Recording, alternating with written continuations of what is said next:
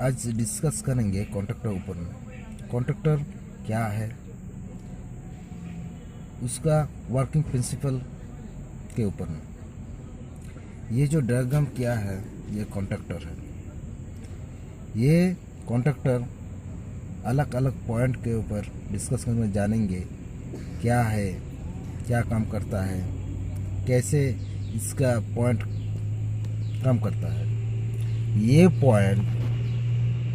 ये जो पॉइंट है, ये पॉइंट का नंबरिंग है 13 और 14।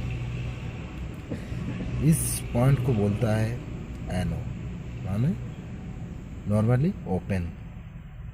इस पॉइंट को बोलता है इस पॉइंट को बोलता है 21 और 22 नंबरिंग के ऊपर। ये एनसी है, नॉर्मली क्लोज रहता है। इस पॉइंट में कॉयल होता है जो A1 A2 होता है, जो इधर कॉयल होता है।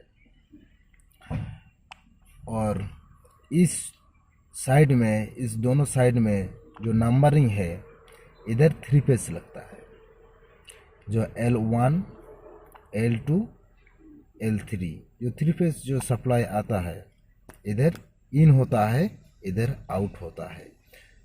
इधर भी है L1 L2 L3 नंबरिंग हिसाब से। ये डायग्राम देख के हम लोग प्रैक्टिकल करेंगे।